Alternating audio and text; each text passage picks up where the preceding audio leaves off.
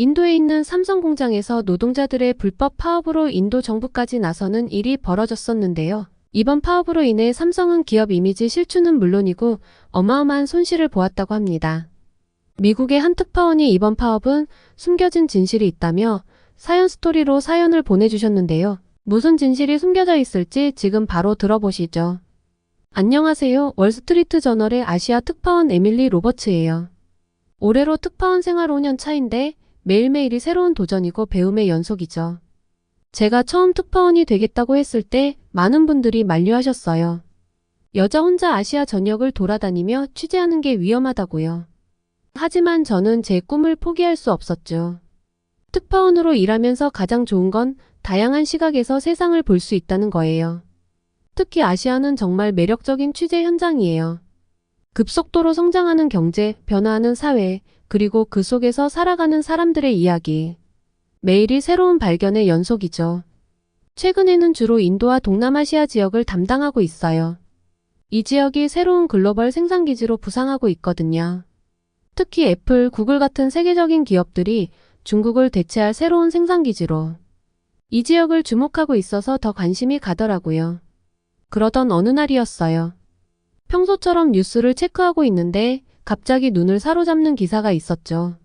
인도 삼성전자 공장, 대규모 노동자 파업 발생. 처음에는 그저 평범한 노사 갈등 뉴스라고 생각했어요. 하지만 자세히 읽어볼수록 뭔가 이상한 점들이 눈에 띄더라고요. 특히 신경 쓰였던 건 최근 태국에서도 삼성과 관련된 안 좋은 소식들이 들려왔다는 거예요. 마치 누군가 의도적으로 삼성의 이미지를 나쁘게 만들려는 것 같은 느낌이 들었죠. 저는 직감적으로 이 사건이 단순한 노사 갈등이 아니라는 걸 느꼈어요. 편집장님께 바로 전화를 걸었어요. 이번 인도 삼성 파업건 제가 현장 취재를 다녀오고 싶습니다. 다행히 편집장님도 저의 의견에 동의해 주셨어요. 내 말이 맞아. 이건 단순한 파업이 아닌 것 같아. 직접 가서 확인해봐. 그날 저녁 저는 서둘러 짐을 쌌어요. 노트북, 카메라, 녹음기. 취재에 필요한 장비들을 챙기면서 머릿속으로는 이미 취재 계획을 세우고 있었죠. 특히 이번에는 평소보다 더 철저한 준비가 필요할 것 같았어요. 노동자들의 이야기도 들어야 하고 회사 측의 입장도 확인해야 하고 거기에 현지 정부의 대응까지. 비행기를 타기 전 인도 현지 언론들의 보도를 꼼꼼히 살펴봤어요. 대부분의 매체들이 노동자들의 입장에서 기사를 쓰고 있더라고요. 열악한 근무 환경, 낮은 임금, 과도한 노동시간 등등. 하지만 왠지 모르게 뭔가 빠져있는 것 같은 느낌이 들었어요. 12시간의 비행 동안 저는 계속해서 의문점들을 정리했어요. 왜 하필 지금일까? 왜 삼성일까? 그리고 왜 인도일까? 이런 질문들이 제 머릿속을 맴돌았죠. 특히 인도가 제조업 강국으로 도약하려는 중요한 시기라는 점이 계속 신경 쓰였어요. 비행기 창밖으로 뭄바이의 불빛이 보이기 시작할 때 제 가슴은 설렘으로 가득했어요. 지금까지와는 다른 정말 중요한 이야기를 발견할 수 있을 것 같은 예감이 들었거든요. 저는 이번 취재가 제 커리어에서 가장 중요한 순간이 될 것 같다는 느낌을 지울 수 없었어요. 신사숙녀 여러분, 뭄바이 국제공항에 오신 것을 환영합니다. 기내 방송이 들리자 저는 깊은 숨을 내쉬었어요. 과연 이 파업의 진실은 무엇일까? 노동자들의 주장은 진실일까? 아니면 다른 무언가가 있는 걸까? 이런 질문들을 안고 저는 인도의 밤공기 속으로 첫 발을 내딛었어요. 뭄바이에서 노이다까지 국내선을 타고 이동하는 동안에도 저는 계속 긴장감에 휩싸여 있었어요. 아침 일찍 도착했는데도 이미 공항 주변에서 삼성 파업 소식을 쉽게 접할 수 있었죠. 택시기사님도 제가 목적지를 말하자마자 파업하는 그 삼성 공장이요? 라고 물어보실 정도였어요. 공장에 도착했을 때의 광경은 정말 충격적이었어요. 제가 지금까지 취재했던 그 어떤 파업 현장과도 달랐죠.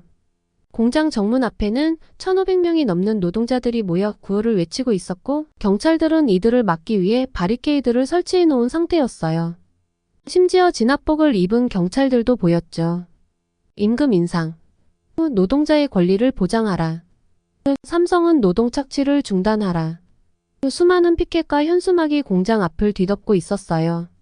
특히 눈에 띄었던 건 우리는 노예가 아니다라는 문구였죠. 이런 격앙된 분위기는 제가 예상했던 것보다 훨씬 심각해 보였어요. 용기를 내서 파업 중인 노동자들에게 다가갔어요. 월스트리트 저널의 에밀리입니다. 잠시 이야기를 나눌 수 있을까요? 처음에는 경계하는 눈치였지만 제가 외신 기자라는 걸 알고는 오히려 반갑게 맞아주더라고요. 우리는 하루 12시간씩 일해도 제대로 된 휴식 시간도 없어요. 한 노동자가 말했어요.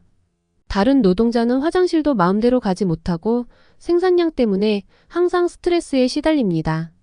라고 덧붙였죠. 이야기를 들을수록 마음이 무거워졌어요. 특히 충격적이었던 건 여성 노동자들의 증언이었어요. 생리휴가는 꿈도 못 꾸고 임신하면 사실상 퇴사를 강요당해요. 이런 이야기들을 들으면서 처음에는 정말 삼성이 큰 잘못을 저지른 게 아닐까 하는 생각이 들었어요. 파업 현장 주변에는 인도 현지 언론사 기자들도 많이 보였어요.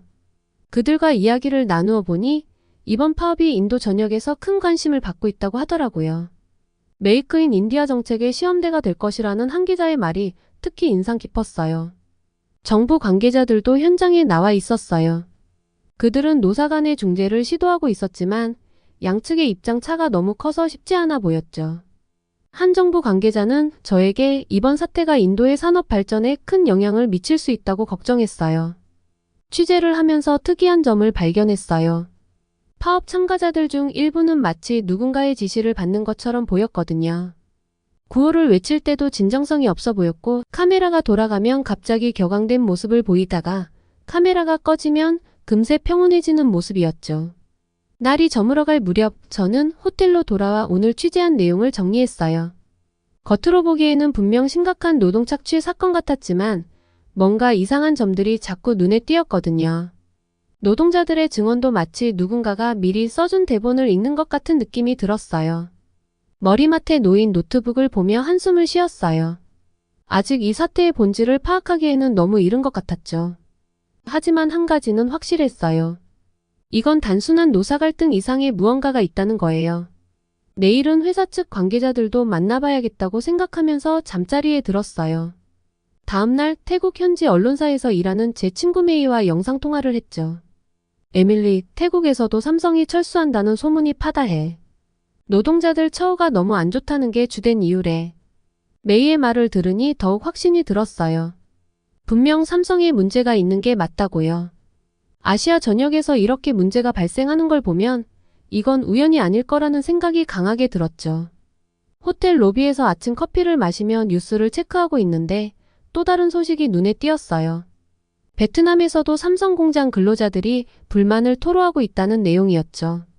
이건 정말 대단한 특종이 될 수 있겠는데 라고 생각하면서 불이 나게 다시 삼성 공장으로 향했어요.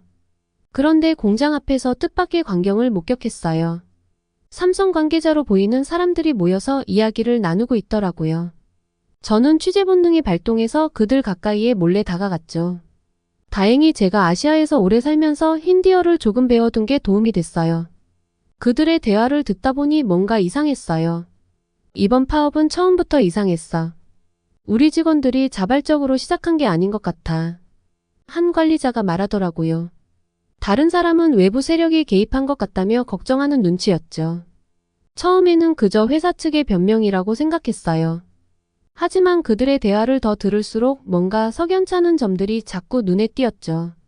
특히 파업 주동자들 중 일부가 최근에 입사한 직원들이라는 점, 그리고 그들이 다른 회사와 연락을 주고받았다는 이야기가 가장 의심스러웠어요. 점심시간이 되자 관리자들은 각자 흩어졌고 저는 근처 카페로 자리를 옮겼어요. 취재 내용을 정리하면서 머릿속이 복잡해졌죠. 지금까지 제가 알고 있던 내용과 너무 다른 이야기들이 나오고 있었거든요. 카페에서 우연히 만난 한 노동자와 이야기를 나눌 기회가 있었어요. 그는 파업에 참여하지 않은 소수였죠. 사실 저는 회사가 그렇게 나쁘다고 생각하지 않아요. 오히려 다른 회사들보다 대우가 좋은데 그의 떨리는 목소리에서 뭔가 진실이 느껴졌어요. 오후에는 공장 주변을 더 둘러보기로 했어요. 파업 현장을 좀 더 자세히 관찰하고 싶었거든요. 그런데 이상한 점을 또 발견했어요. 피켓을 들고 있는 사람들 중 일부는 실제 공장 직원이 아닌 것처럼 보였어요. 옷차림이나 행동이 현장 노동자들과는 달랐거든요. 저는 급하게 노트북을 꺼내 지금까지의 취재 내용을 다시 검토했어요. 태국과 베트남의 소식, 인도에서의 파업, 그리고 지금 제가 목격한 것들. 뭔가 큰 그림이 있는 것 같은데 아직 정확히 파악하기는 어려웠죠. 해가 저물어갈 무렵 저는 다시 한번 메이에게 전화를 걸었어요. 메이, 태국 소식 좀 더 자세히 알아봐 줄 수 있어? 특히 문제를 제기한 사람들이 누구인지. 이번에는 제가 들은 이야기들이 사실인지 꼭 확인해보고 싶었거든요. 호텔로 돌아오는 택시 안에서 저는 오늘 하루 동안 들은 이야기들을 곱씹어 보았어요. 분명 이 파업에는 우리가 모르는 다른 이야기가 있을 것 같았어요. 제 기자 본능이 그렇게 말해주고 있었죠. 다음날 아침 일찍 삼성공장 인사팀 관리자를 만났는데 그가 보여준 자료들은 제가 지금까지 알고 있던 것과는 완전히 달랐거든요. 이게 저희 직원들의 실제 급여 명세서예요. 그가 건넨 서류를 보면서 저는 놀라지 않을 수 없었어요. 삼성 노동자들의 평균 임금은 인도 제조업 평균보다 30% 이상 높았거든요. 게다가 의료보험, 자녀 교육 지원금, 교통비 지원까지. 복리후생도 정말 다양했죠. 더 놀라운 건 근무 환경이었어요. 관리자의 안내로 공장 내부를 둘러볼 수 있었는데 최신식 에어컨이 완비된 작업장, 깔끔한 구내식당, 심지어 직원 전용 헬스장까지 있더라고요. 이런 시설을 갖춘 공장은 인도에서 찾아보기 힘들어요. 관리자의 말이 과장이 아닌 것 같았어요. 의심이 들어서 노동부 통계 자료도 찾아봤어요.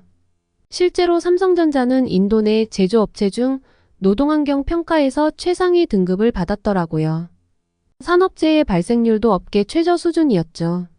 이건 정말 제가 예상했던 것과는 너무 다른 현실이었어요. 그래서 파업에 참여 중인 노동자들을 다시 만나봤어요. 이번에는 좀 더 구체적인 질문을 했죠. 실제로 어떤 점이 가장 힘드신가요? 그런데 대부분의 답변이 모호하더라고요. 그냥 전반적으로 다 안 좋아요. 이런 식의 답변이 대부분이었어요. 특히 의심스러웠던 건 파업 주동자들의 면면이었어요. 알고 보니 그들 대부분이 입사한 지 6개월도 안 된 신입 사원들이었거든요. 게다가 몇몇은 과거에 다른 회사의 노조 활동가였다는 사실도 밝혀졌어요. 점심시간에 우연히 만난 한 여성 노동자의 증언이 특히 충격적이었어요. 사실 저희도 처음에는 파업에 참여하고 싶지 않았어요. 하지만 참여하지 않으면 따돌림을 당하고 심지어 폭력까지 당할 수 있다고 협박을 받았거든요. 그녀는 주변을 살피며 조심스럽게 말을 이어갔어요. 취재를 더 진행하면서 더 많은 의문점들이 드러났어요. 파업대가 사용하는 피켓이나 현수막이 모두 똑같은 글씨체로 제작되었다는 점, 시위 도중 전문 시위꾼들이 목격되었다는 점, 그리고 파업 자금의 출처가 불분명하다는 점 등. 특히 눈에 띈 건 파업 참가자들의 구호가 마치 사전에 짜여진 각본처럼 획일적이라는 거예요. 진정한 노동운동이라면 각자의 목소리로 각자의 불만을 표출해야 하는데 이건 마치 누군가가 미리 준비한 대본을 읽는 것 같았어요. 저녁이 되어서는 한 퇴직 노동자를 만났어요. 그는 20년간 이 공장에서 일했다고 하더라고요. 젊었을 때는 저도 노조 활동을 많이 했어요. 하지만 이번 파업은 뭔가 달라요. 이건 순수한 노동운동이 아닙니다. 그의 말에 깊이 공감이 갔어요. 호텔로 돌아와서 지금까지의 취재 내용을 정리하면서 저는 이번 파업이 누군가에 의해 조직적으로 계획된 것이라는 확신이 들었어요. 하지만 아직 결정적인 증거는 찾지 못했죠. 누가 왜 이런 일을 벌였을까? 머리맡에 놓인 노트북을 보며 한숨이 나왔어요. 이제 제가 해야 할 일은 이 파업의 배후를 밝혀내는 것이겠죠. 하지만 한 가지는 확실해요. 삼성전자는 제가 생각했던 것보다 훨씬 더 좋은 회사였다는 거예요. 오히려 이런 좋은 기업이 누군가의 의도된 계획에 의해 피해를 보고 있다는 생각이 들었어요. 제 기자 경험으로는 이런 대규모 파업 뒤에는 항상 뭔가 숨겨진 이유가 있더라고요. 아침 일찍부터 현지 경찰서를 찾아갔어요. 다행히 제가 아는 형사가 이 사건을 담당하고 있더라고요. 실은 우리도 이 파업이 수상하다고 봐요. 최근 몇몇 파업 주동자들의 통화 기록을 조사했는데 경쟁사와 연락한 흔적이 있더라고요. 그의 말에 가슴이 뛰었어요. 더 놀라운 사실은 파업 자금의 출처였어요. 경찰 조사 결과 파업 기간 동안 노동자들에게 지급된 생활비가 모두 한 비영리 단체를 통해 전달됐다고 해요. 그런데 이 단체가 삼성의 주요 경쟁사들과 연관이 있다는 거예요. 하지만 결정적인 증거는 찾기 어려웠어요. 모든 자금 흐름이 너무나 교묘하게 이루어졌고 관련자들도 입을 다물고 있었거든요. 마치 누군가가 굉장히 치밀하게 계획하고 실행한 것 같았어요. 오후에는 공장 주변 상인들도 만나봤어요. 그들의 증언도 흥미로웠죠. 파업이 시작되기 전부터 뭔가 이상했어요. 낯선 사람들이 자주 돌아다니면서 노동자들과 접촉하더라고요. 다들 비슷한 이야기를 하는 게 의심스러웠어요. 그러던 중 한 가게 주인이 귀중한 증거를 제공해줬어요. 그의 가게 CCTV에 파업 주동자들이 외부 인물들과 만나는 장면이 찍혀 있었거든요. 영상 속 인물들은 분명 삼성 직원이 아닌 것 같았어요. 하지만 이상하게도 이런 정황들이 있음에도 불구하고 삼성은 강경 대응을 하지 않았어요. 오히려 노동자들의 처우 개선을 약속하며 대화로 문제를 해결하려 했죠. 이런 태도가 저는 더 인상적이었어요. 저녁에는 인도 노동부 관계자와 만남을 가졌어요. 사실 우리도 알고 있어요. 이번 파업이 순수한 노동운동이 아니라는 걸요. 하지만 이미 커져버린 사태를 수습하는 게 더 중요하다고 봅니다. 그의 말에서 현실적인 고민이 느껴졌어요. 취재를 마무리하면서 든 생각은 이번 파업이 단순한 노사 갈등이 아닌 글로벌 기업들 간의 치열한 경쟁의 한 단면이라는 거예요. 누군가가 의도적으로 삼성의 이미지를 실추시키고 인도 시장에서의 입지를 약화시키려 했다는 게 분명해 보였죠. 호텔로 돌아와 기사 초안을 쓰기 시작했어요. 하지만 결정적인 증거가 부족한 상황에서 어디까지 쓸 수 있을지 고민되더라고요. 저널리스트로서의 양심과 책임감이 무겁게 느껴지는 순간이었죠. 창밖을 바라보며 한숨을 쉬었어요. 진실은 알았지만 그것을 증명하기는 어려운 상황. 이런 게 현대 사회의 가장 교묘한 점이 아닐까요? 하지만 저는 포기하지 않을 거예요. 언젠가는 이 사태의 진실이 밝혀질 거라 믿으니까요. 아침부터 경제 전문가들과 인터뷰를 시작했는데 그들의 예측이 너무나 충격적이더라고요. 이번 파업으로 인도는 최소 100억 달러 규모의 외국인 투자를 놓칠 수 있습니다. 한 경제학자의 말이었어요. 처음에는 과장된 예측이라고 생각했는데 곧 그 말이 사실임을 알게 됐죠. 애플의 인도 현지 책임자와 통화할 기회가 있었어요. 솔직히 말씀드리면 저희도 인도 투자 계획을 전면 재검토하고 있어요. 이번 삼성 파업을 보면서 인도의 노동 환경이 우리가 생각했던 것보다 불안정하다는 걸 깨달았거든요. 그의 말에서 심각성을 느낄 수 있었어요. 구글도 비슷한 입장이었어요. 원래 노이다에 대규모 생산시설을 건설할 계획이었다고 하는데 이번 일을 계기로 베트남이나 말레이시아 쪽으로 눈을 돌리고 있다고 하더라고요. 한편 삼성 내부에서는 손해배상 청구 여부를 놓고 의견이 분분하다고 해요. 법무팀에서는 충분한 증거가 있다며 법적 대응을 주장하고 있지만 경영진은 좀 더 신중한 입장을 보이고 있다고 하네요. 점심때 만난 노동법 전문 변호사는 이런 말을 해줬어요. 삼성이 원한다면 충분히 손해배상 청구가 가능해요. 이번 파업은 명백한 불법이었으니까요. 하지만 그렇게 되면 노사관계가 더 악화될 수 있죠. 노동자들 사이에서도 불안감이 커지고 있었어요. 한 노동자는 이렇게 말하더라고요. 우리가 잘못했다는 걸 이제야 깨달았어요. 누군가의 꿰매 넘어가 회사와 우리 모두에게 피해를 준 것 같아 후회됩니다. 더 충격적인 소식은 오후에 들려왔어요. 테슬라가 인도 진출 계획을 전면 보류했다는 거예요. 일론 머스크가 직접 트위터에 인도의 노동 환경을 다시 평가해봐야 할 것 같다는 글을 올렸다더라고요. 현지 언론들도 이 사태를 심각하게 다루기 시작했어요.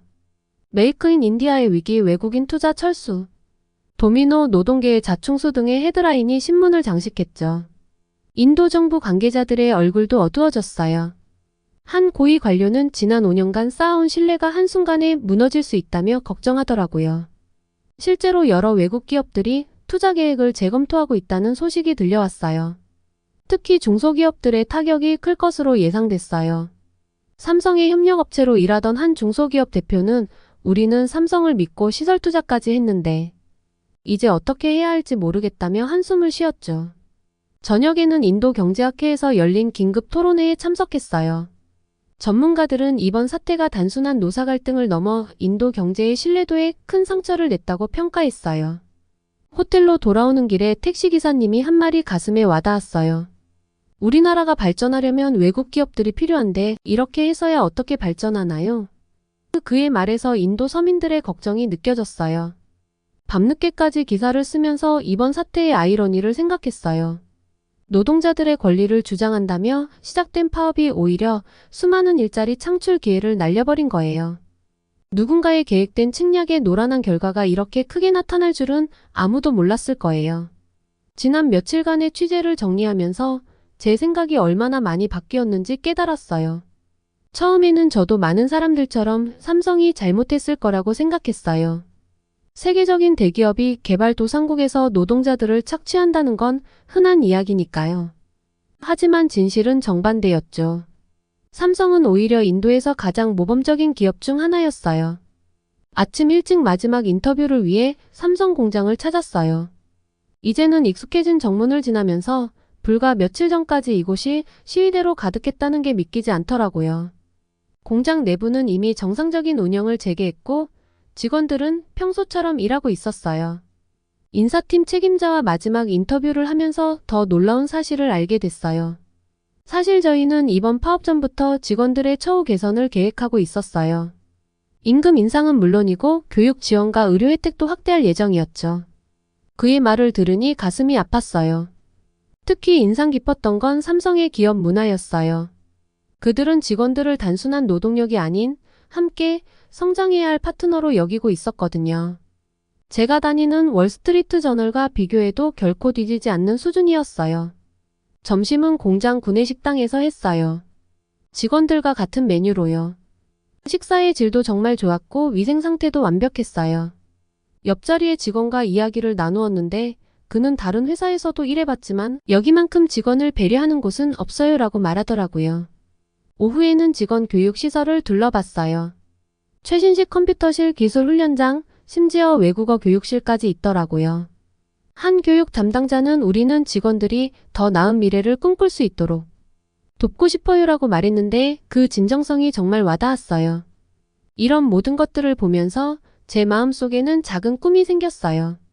언젠가 삼성에서 일해보고 싶다는 거죠. 특히 한국의 본사에서 일해보고 싶어요. 이런 기업 문화를 만들어낸 그들의 본거지가 정말 궁금해졌거든요.